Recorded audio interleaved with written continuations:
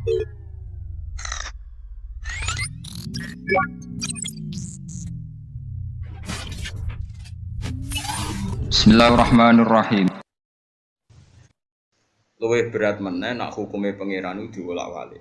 Mulane kula suwun sing seneng kula sing ngaji kula. Aja geman di dosa iku layam bi alsinatihim wa ta'nan fiddin. Iku aja geman. Wis dosa iku dosa lah, penting aja molak-malik fakta. Kayak tadi. Ada seorang ulama alim. Dia karena punya tradisi sedekah, iku isuk sedekah dilalah iku sing disedekah iku maling. Kok baleni maling. Dadi gunjingan. Tusuk di ala sarikin, wong maling kok disedekah. Ya memang teng riwayat semua itu pakai mabdi majul tusuddiqo ala sarikin. Ya ada kiai yang baca tasaddaqo ala sarikin, berarti tasaddaqo hadal alim ala nopo sarikin. Setelah jadi gunjingan gitu karena dia ulama orang para pangeran. Ini di hadis sahih, cerita ini di hadis sahih. Dia enteng saja ngendikan gini, alhamdulillah ala sarikin. Yes, alhamdulillah sedekahku ditampa maling. Hari kedua karena dia punya habis sedekah ya tetap hari kedua sedekah saja. Sing dikei sapa? Lonte. Geger meneh. Tusuddiqo ala zaniyatin. Aduh lonte kok disedekah. Yang geger meneh ya dia hari ketiga tetap wae sedekah. Kena wong sugih, ya geger meneh wong sugih kok disedekah. Karena dia orang alim ini rungokno tenan ini fatwa nih, karena ini ada hadis sahih tak sebut fatwa karena mesti benarnya karena ini hadis sahih. Setelah jadi gunjingan, ini eling-eling sing khusyuk-khusyuk. Kowe ora perlu nglakoni, piye-piye kowe nak ngekeki rodo kowe rawan persekot wae. Pokoke iki mau cerita. Tapi kan iso dielmoni, misalnya ngongkon bojomu tangon anakmu. Sebetulnya kabeh kena dielmoni. Saya kan punya ibu misalnya, ibu kula sepuh. Misalnya ana rondo ayu kowe kepen ngamal kan iso liwatno ibumu ta bojomu. Kowe wis nakal. Kok kena dhewe kowe wis golek nomo, maksudnya iso diakali blok-blok iki iso. Bocah kok warane angel. Ken aku pengen mesti sedekah lillah iku cek iso disyariati. Yo tolong ibumu tah, anakmu utawa bojomu. Oh, ora wis rugen dulu. Wis awale wis koyo semi apa? Semi apa hen? Perseka. Aja gelem wong liya lho ngono. Iya kok. Sedekah ono taklek barang. Wes. Dia ketika jadi gunjingan tenang saja. Terus beliau ngendikan gini, ini rungokno sing soleh-soleh tapi ora tau ngaji. Soleh tok tapi ora gelem mikir. Ini juga sering dikritik oleh Sayyidina Ali. Jadi Sayyidina Ali kan sing rusak agama iku loro. Siji wong alim sing ra iso nglakoni, nomor loro wong bodoh tapi soleh. Muga ora mbok nut iku soleh, mbok nut iku nak fatwa. Bodoh, mane fasadun kabirun alimun mutahaddiku tapi wa akbaru minhu jahilun mutanasib. Luwih gedhe meneh wis bodho khusuk. Ora dina tu khusuk, dina tu ora roh. Apa? Singkat cerita, terus sing wong alimmu akhirnya gak kuat juga memberi penjelasan. Oleh penjelasan lucu. Cung, aku mbok salahno sedekah ning copet, sedekah ning maling. Lah sebuti Mbah maling kok sedekah. Lah iya nganti nyopet itu perkarane golek duit. Lah yo tak kei dhuwit ben ora nyopet. Lah lonte lah yo ngenti adol awake mergo golek dhuwit. Saiki tak kei dhuwit ora usah adol awake. Tapi wong saleh lho kan syarat aja kowe jajal lho, ora usah mbok jajal. Bahaya nek dijajal iki. Masuk akal. Uang nanti dicopet itu kata kuncinya kan golek dhuwit 20.000 ganti nyopet. Golek dhuwit 100.000. Terus saiki ono wong saleh, wong alim dikai. Mulane ulama-ulama itu ora wajibno sedekah tepat sasaran. Sedekah tetep bener. Bukan wali yo bener, bukan maling yo bener, bukan lonte yo bener, asal ikhlas sing ngene. Karena tadi wong nganti nyopet golek apa? Saya jawab. Golek duit. Saiki tak kei duit ben ora nyopet. Wong wis duwe duit. Nganti ngelonte golek apa? Duit. Saiki mbok kei duit ben ora ngelonte. Ora kok ben mbek kowe lagi mari perkara kasus. Terus saiki nganti ana wong sugih ra gelem sedekah medhit mergo apa? Iman. Saiki dikai dhuwit ben gelem ibadah. Ya bener ya, iku ngendikane Nabi kana habrun min ahbari Bani Israil. Orang-orang yang sudah ke makom yang seperti itu, maka dia sedekah itu enggak pilih-pilih termasuk sedekahne maling ning ya masuk akal. Sedekahne wong saleh karuan nggih masuk akal, ning wong wali masuk akal. Kalau sedekah ning maling ini butuh orang alim tertentu yang iso menjustifikasi dadi masuk akal mau nganti ana wong maling mergo golek duit. Nganti ana dadi lonte mergo golek. Enak menawa tak kei iku dadi api. Lan Kanjeng Nabi dalam konteks ini nate dawuh, "Jong kowe sering sing sedekah sing apik. Nak pancen kenek sing layak, ya berarti sedekahmu bener.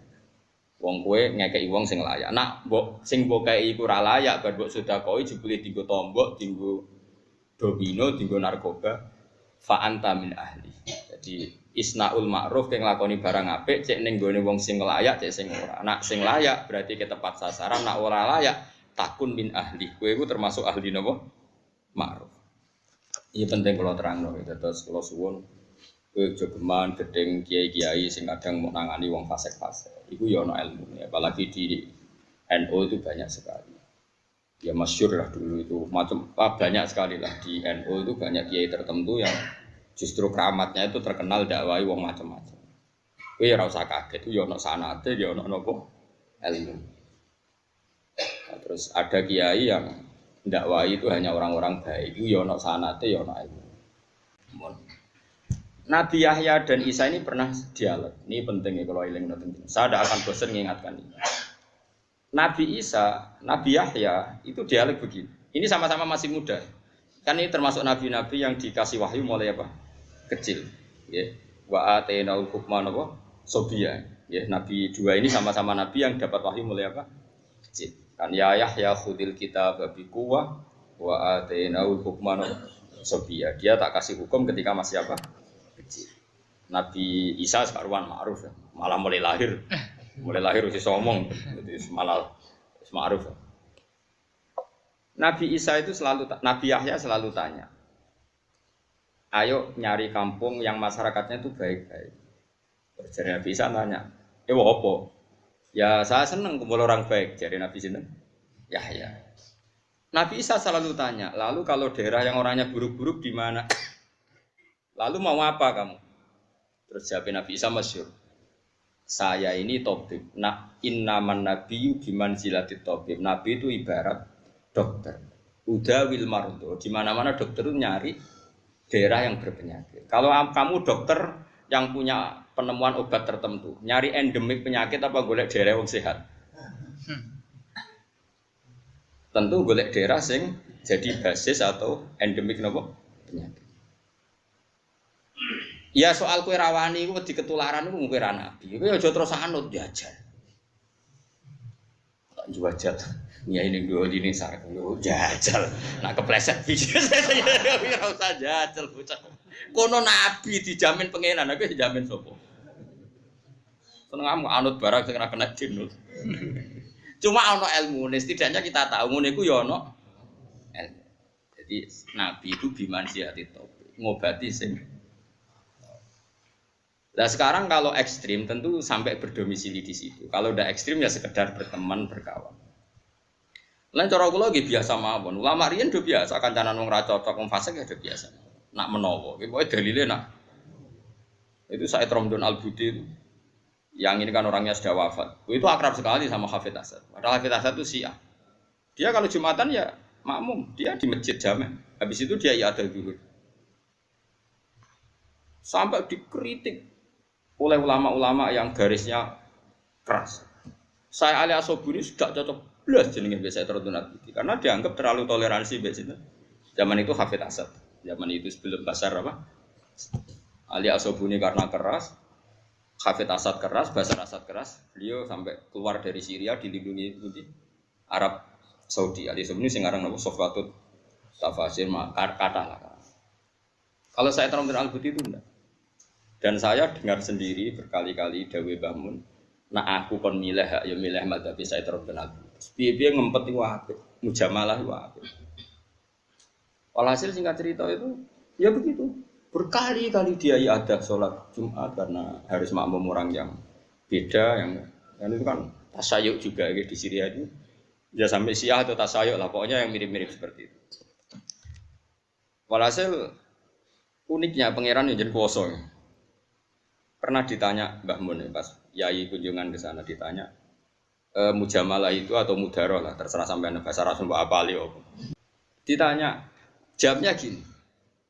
Aku tak rewangi kancanan penguasa Syria. Iku gue melindungi madzhab ahli sunnah. Nah tak api iku ono sungkan. Jadi ahli sunnah rapati diberangus nemen-nemen. Terus kata Yai itu bahagada al ulama. Semua ulama dulu itu kompromi. Karena kalau nggak kompromi repot. Taruh saja begini misalnya. Ini yang saya tahu. Misalnya dalam konteks Indonesia saja. Andai kan para ulama aswaja itu tidak dekat penguasa, terus penguasa milih mazhab tertentu dan sudah kong kali kong dengan mazhab tertentu. Lalu menamakan mazhab kita itu subversif, mau apa coba? Coba kalau Indonesia misalnya ya tahu-tahu penguasanya itu bermadzhab Wahabi misalnya. Itu makom wali juga ditulis makom keramat, sentral kemusyrikan. Yakin? Lu iya ndak coba aku kira-kira.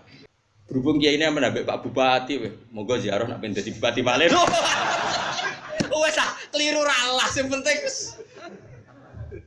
batine wali nek urusan gue bupati wes ngono lah penting makom lah ditulis sentral ya tak balik malih. Jadi andai kan penguasa itu rata-rata kan nggak ngerti ya bedanya nyun sewu bedanya aswaja dan ndak aswaja kan harus bedanya. Kok angger jubahan ngene sudah anggap ulama, angger itu mata akeh ngaji ya dianggap. Madzhab seperti itu nyata ya. Napa? Kasus seperti itu nyata. Kalau andai kan kiai aswaja itu tidak dekat pejabat, tahu-tahu wali yang kita agung-agungkan itu dianggap sentral kemusyrikan dan mereka kuasa karena memegang ulil amri. Kan tinggal nulis, ini sentral kemusyrikan. Lama-lama pertama ditulisi ning gone papan tulis tok sudah dihancurkan. Habis. Nah, ahli sunnah di Syria itu nasibnya sudah minoritas. Satu-satunya pertimbangan Hafidh Asad tidak menghancurkan aswaja di sana itu karena sungkan. Saya terus makmum dia Nasr. Pokoknya orang bodoh itu kan. Oh itu disalahkan semua ulama sak Syria. Gak tegas ya. Jadi saya terus ngeluh, serat tegas lah penting Islam. Ada wong kadang ibu ora tegas barang, mergo golek napa? Golek. Ayo mulane wong ngaji, ojo men tegas tok ora tau ngaji. Bocah ora tau ngaji kecangkeman. Wong iku ngaji.